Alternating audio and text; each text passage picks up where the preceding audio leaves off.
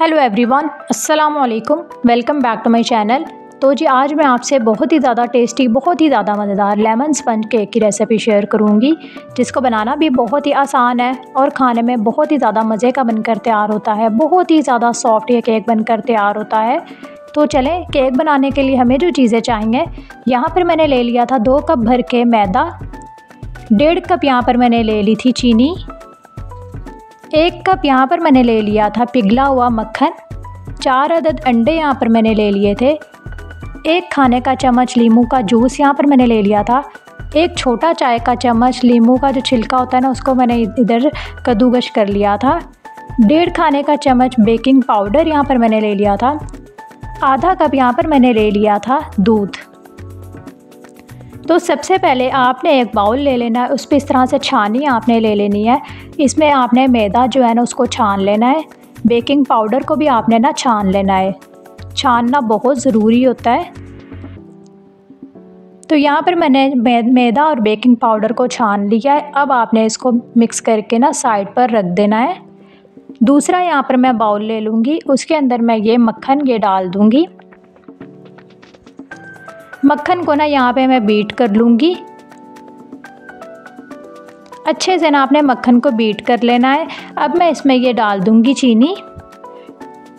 दानेदार चीनी का मैंने यहाँ पर इस्तेमाल किया, लेकिन बहुत बारीक चीनी है हमारी। अगर आपकी मोटी चीनी है तो आप उसको पहले पीस लें। चीनी डालने के बाद आपने इसको दोबारा से बीट कर लेना है। चीनी जो है वो अच्छे से मिक्स हो जाए। अब आपने एक एक करके इसमें अंडे डाल देने हैं और इसको मुसलसल आपने इस तरह से बीट करते रहना है।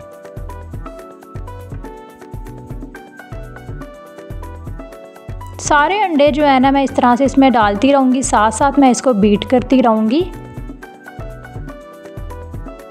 ये केक बहुत ही ज़्यादा मज़े का होता है। जब आप एक दफ़ा खाओगे ना तो आपको बहुत ज़्यादा मज़ा आएगा और ये मुंह में जाते ही घुल जाता है। बनाना बहुत ही आसान है, बहुत ही जल्दी से ये बन जाता है। अंडे डालने के बाद अब मैं इसमें डाल दूंगी दूध यहाँ पे मैं थोड़ा थोड़ा करके इसमें डाल दूंगी, साथ साथ मैं इसको बीट करती रहूँगी। आपके घर में अगर कोई पार्टी है, कोई भी आपके घर में ये इवेंट वगैरह ना, आप ये केक बना सकते हैं। ये केक बनाना बहुत ही सिंपल है, बहुत ही ज़्यादा आसान है ये केक।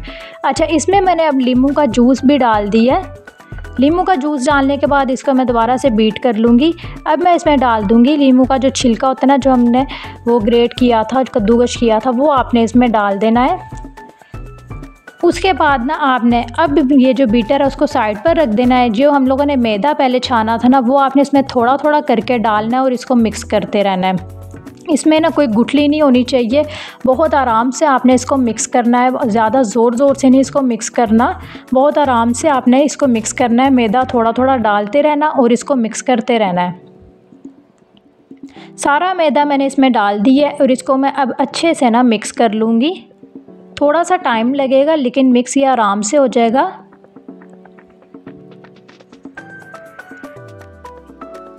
यहाँ पर मैंने इसको अच्छे से ना मिक्स कर लिया। ये देखें कितना मज़े का यहाँ पे हमारा केक रेडी है। बिल्कुल मैं अच्छे से इसको मिक्स कर चुकी हुई हूँ।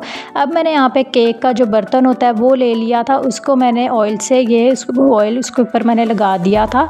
अब आपने जो केक है वो इसमें डाल देना है और इसको बेक कर लेना है। 40 से 45 मिनट के बाद आप चेक करेंगे केक हमारा रेडी है। बिल्कुल बहुत ही मज़े का ये केक बनकर तैयार हुआ है। इसका कलर आप देख सकते हैं। तो ये देखें कितना मज़े का, कितना नरम, कितना सॉफ्ट ये केक बनकर तैयार हुआ है। चाय के साथ बहुत ही मज़े का लगता है। बहुत ही ज़्यादा नरम ये केक बनकर तैयार हुआ है। आप लोग भी अपने घर में ये केक लाजमी बनाना, बहुत ही ज़्यादा एंजॉय करना। तो यहाँ पे मैं करती हूँ अपनी वीडियो का एंड। अगर आपको ये मेरी वीडियो अच्छी लगी है तो लाइक करें, सब्सक्राइब करें, शेयर करें और मुझे कमेंट सेक्शन में बताएं कि ये आपको मेरी वीडियो कैसी लगी है। इंशाल्लाह मिलूँगी नेक्स्ट वीडियो में। तब तक के लिए अपना ख्याल रखें, दुआओं में याद रखें। अल्लाह हाफिज़।